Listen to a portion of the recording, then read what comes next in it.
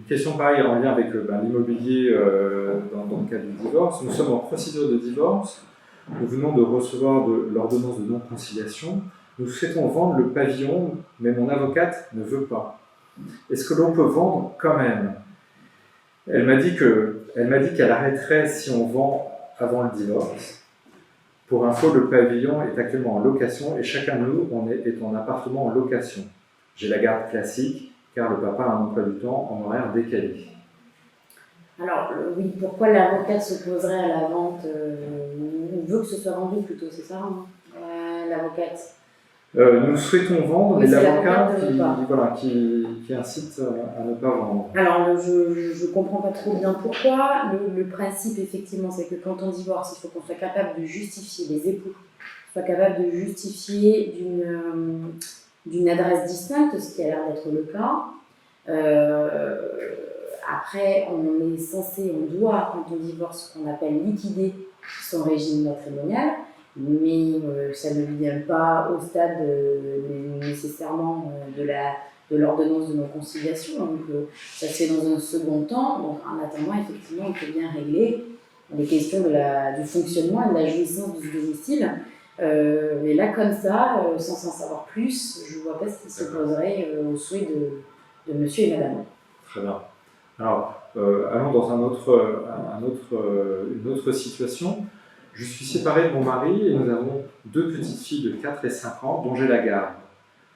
Nos rapports étant très mauvais, je refuse l'accord de divorce à l'amiable et je souhaite la garde exclusive de mes enfants car elles sont en insécurité auprès de monsieur. Alcool, conduite, parfois drogue.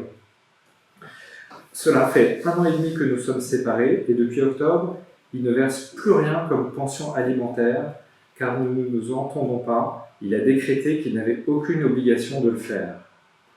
Comme je n'ai pas encore de jugement, vu les délais très longs pour obtenir une audience, ai-je un recours possible pour l'obliger à continuer d'assumer financièrement les enfants?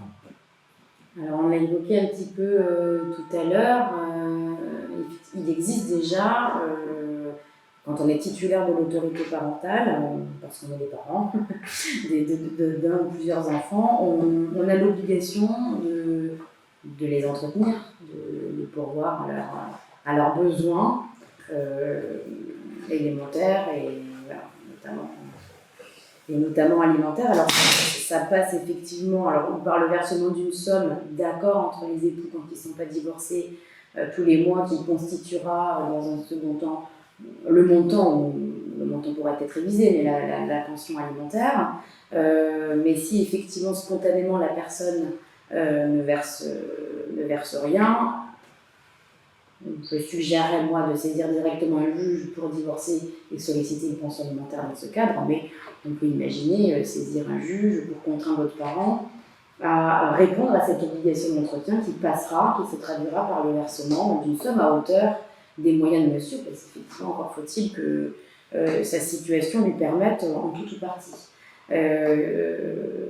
Ceci étant, j'entends dans la question qu'il y a un problème de dangerosité, peut-être du père à l'égard de ses enfants. Pour rebondir sur ce qu'on a évoqué déjà tout à l'heure, la maman aurait la possibilité de saisir un juge pour voir retirer totalement ou partiellement l'autorité parentale au nom de l'intérêt de l'enfant, justement, pour les protéger, ce qui justifierait qu'il les voit autrement qu'aujourd'hui, même si j'ai cru comprendre qu'actuellement, il ne les voyait plus beaucoup. Très bien. Alors, on arrive bientôt à la fin de ce live. Je vous incite encore à bien poser vos questions.